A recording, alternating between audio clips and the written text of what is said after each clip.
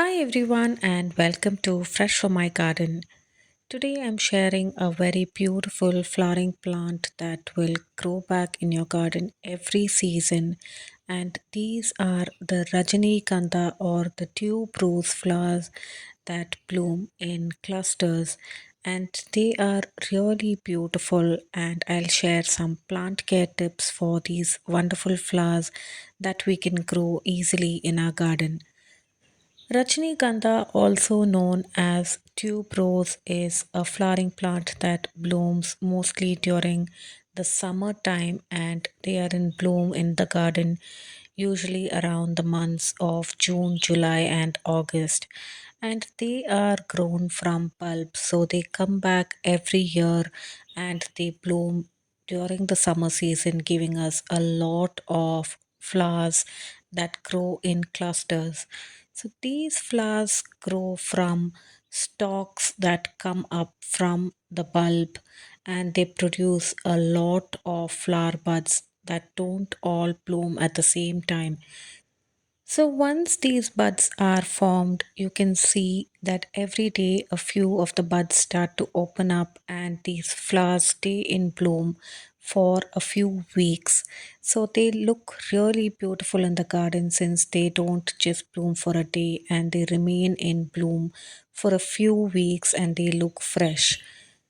Rajnigandha is a night blooming flower, so the flower buds usually open up during the night time, but they remain open throughout the day. And once one flower bud opens up, it remains in bloom for a few weeks before they dry back up.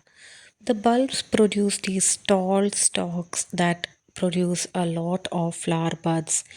And as you can see, this is the initial stages where only a couple of the buds have bloomed. This is a flower that is usually cultivated for its fragrance because it has a wonderful fragrance, and it is also used as cut flowers in weddings and to make a lot of bouquets for celebrations.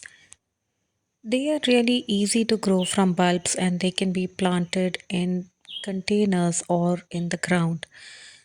Our Rajnigandha plants were purchased from the nursery a few years back, and initially, when we placed this plant, we placed them on our balcony where it doesn't receive too much of direct sunlight, and these plants did not bloom due to the lack of sunlight. So, Rajnigandha is a flowering plant that requires a lot of direct sunlight, and right now they are placed in the southwest side of our garden where it receives at least 5 to 6 hours of direct sunlight every day. So, when growing these plants, if you see that your plants are not blooming, that could be due to lack of sunlight because a lot of flowering plants require at least 3 to 4 hours of direct sunlight so that they can bloom. In addition to direct sunlight, these plants also require good fertilizing during the blooming months or the summer months so that they can bloom continuously and remain in bloom throughout the entire summer season. We use bone meal or potassium rich banana peels for fertilizing most of our plants, and also seaweed granules or seaweed liquid fertilizer is a great fertilizer that will promote flowers and also fruit production in a lot of plants. So, these are some of the fertilizers that we can apply to our plants to make sure that they produce a lot of flowers during the entire season. Rajnigandha or tuberose is a perennial flowering plant as it grows from bulbs and they will come back every season. So, at the end of the blooming season, once the stalk dries up completely, just prune back the stalk and let the foliage be, and it will remain in our garden in dormancy state during the rest of the season. And once it is the right temperatures for these flowers to start blooming, we can see a new flower stalk that starts to grow and a lot of new buds.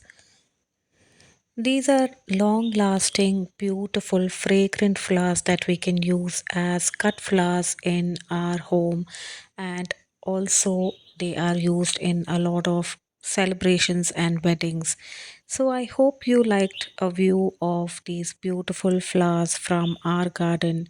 Please do follow us on Instagram to see regular updates from our garden, and don't forget to subscribe and support our channel for more gardening related videos. Thanks for watching Fresh from My Garden.